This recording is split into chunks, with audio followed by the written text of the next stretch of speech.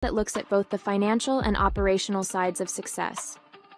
Please welcome our hosts, Dan Paulson and Richard Veltre. Dan is the CEO of Envision Development International, and he works with leaders to increase sales and profits through great cultures with solid operations. Rich is CEO of the Veltre Group and a financial strategist working with companies to manage their money more effectively. Now on to the podcast.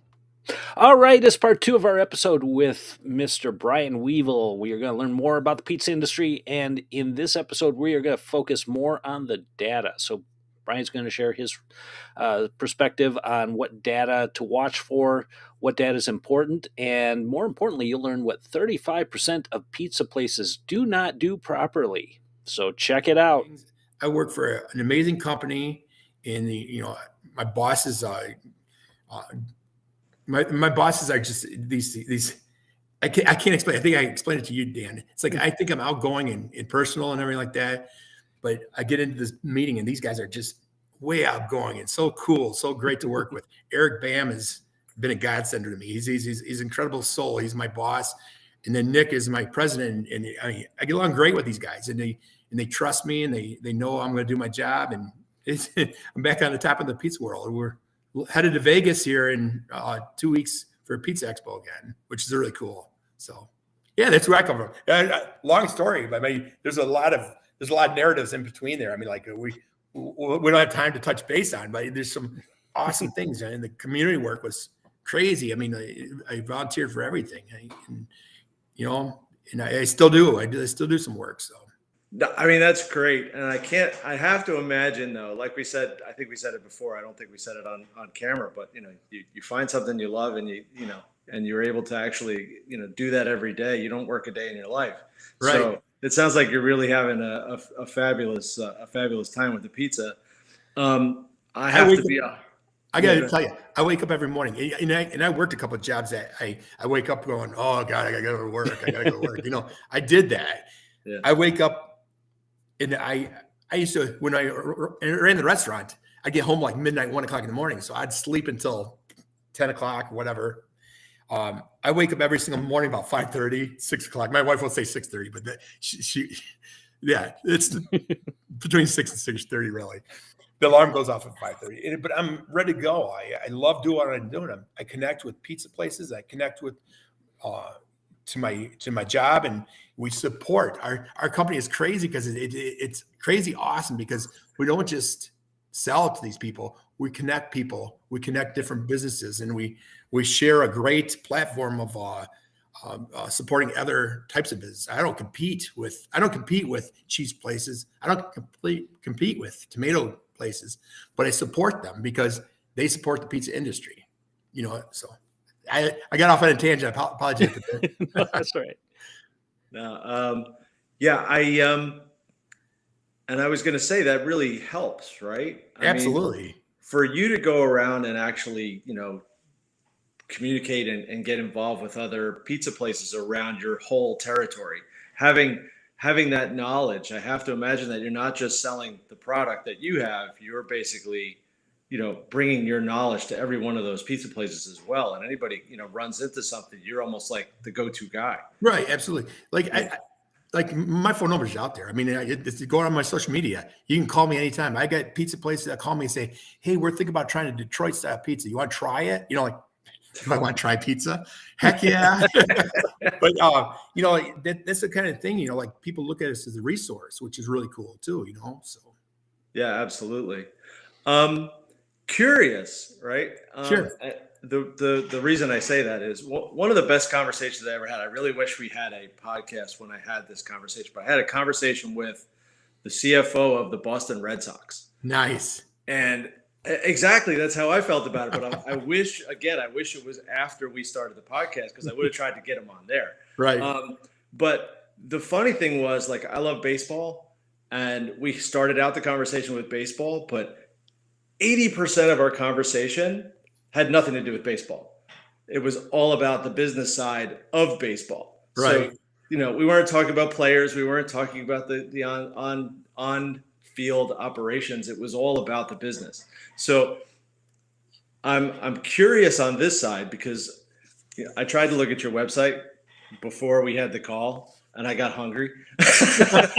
So it's like it's one of those things where I'm like, okay, I can't look at this. So maybe I have to shift, because if we keep talking about pizza, I'm going to want to eat. But on the business side of it, I'm curious, because you're out there, right? Uh-huh. One of the big things that Dan and I are always talking about on the podcast is, the crossover between operations and finance, right? And so that always seems to come lately into data, right? Into understanding the data. So I really have a big curiosity on this, having found out now that pizza is a bigger industry than even I thought, and I'm a pizza lover, like huge, right? So just did a quick check on numbers to help you out here, Rich. As of 2021, the pizza industry was a $197 billion industry. As of 2031, it's expected to be a $551 billion industry. So that gives you an idea of where they're at and where it's growing. And to the growing part of it is the fact that pizza is still reasonable. Try to take your family 4 out to eat. Oh my gosh, it's like, but you take them out for pizza and pop and everything like that. We went down to Alfano's in Oregon, Illinois. A family of 4, we spent like $35. Is a pretty amazing deal. I mean, like $35 for 4 people. But you go to the restaurant, so you're talking $80, $90 by the time you're all said and done.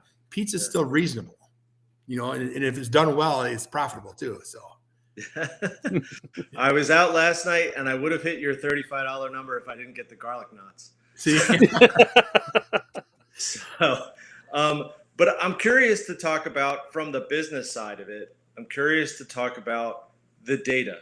Like, when you go out to these places, the relationship is fabulous. Like, can we segue into a little bit of how do you use the data? Like, because I see that you're not really, you're out there now selling things that are supportive of the people in the industry. So how do you gather data? How do you use the data around what you find out when you go to these customers?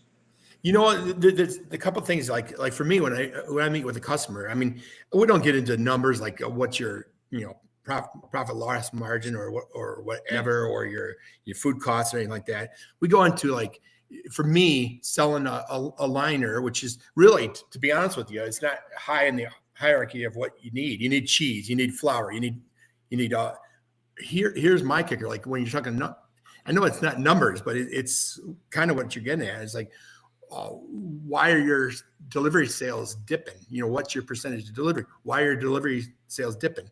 Well, they say the pizza crust is soggy or wet or moisture. Well, that's what my liners take away. So why not spend the extra couple of pennies and increase that delivery or carry out business? So numbers wise, I don't really talk numbers too much with restaurants.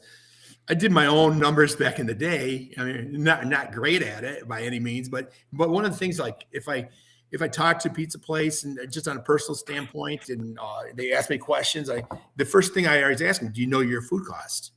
What percentage is your food cost? If they don't know it, you're like, okay, listen, let's figure it out. I mean, it's none of my business, but I think that's important for you to know. I think every single pizza restaurant should know their food cost. Like, every single month, not once a year. Like, when the accountant says, "Oh my God, you're at 35%. What are you doing?"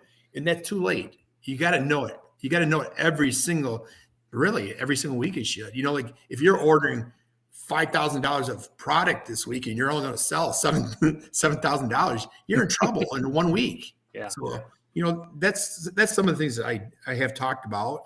I talked about advertising budget. What's your advertising budget? We talk about that. And I don't, advertising to me is like, there's a lot of free advertising out there. Look at social media. Oh my gosh. Oh yeah. If you look at where I come from, I mean, my advertising budget for Anna's was nothing. It was social media, word of mouth, free publicity for some of the things that we've done. And I talked to people about that. I said, why are you spending so much money on TV ads? Or I mean, nothing wrong with that if you can afford it, but kick it on social media and get it out there. And absolutely. So we talk about numbers like that, but yeah. Well, that's what I was getting at. I mean, I'm not expecting I'm not expecting to go into that conversation about the real dollars and cents of it, but curious how, operational data, right? And you just told There's so you much, answer it. Yeah, there's so much there. You got to get know out it. there, right? So, and I assume that, that leads you to, because you're out there and because you're talking to all these people, you gather data like you just said. Are your pizzas soggy? Well, spend a couple extra pennies, right? Yeah, And I'll protect give it. you something that's going to make your pizza fabulous. And then you're going to get that on social media, and then you're going to get that on, translating that to your free marketing and your social and Right. everything around you in the local area. And all of a sudden, you've got a fabulous pizza place. So Absolutely. yeah, so that was kind of where I was headed on the data side. Like, what do you grab, from your conversations with these? How do you bring it back into the business and say, hey, you know what? Everybody said here's a problem that if we can come up with a product, we could fix Right. it. You Right? fix it. Yeah. Yeah. The things with the liners, I mean, it fixes, one of the things I hate in the pizza industry, there's one thing I hate is there's so many places out. If you go down to Rockford, and Dan, you came through Rockford with me. Yeah. You can go down the street and there'll be like 10 places that say they're the best pizza in Rockford. And we have some great pizza places in Rockford, but you get the places say we are the best pizza in Rockford. Who said you got the best pizza? Show it, prove it to me. And if you think you're the best pizza place in Rockford, maybe you should have our liners too. So you protect that best pizza in Rockford and extend that life of that pizza out to your home, or to the people's homes and stuff like that. So there's little things like that. I mean, the other thing, touching base with another thing with you talk about data. I know you'd be surprised.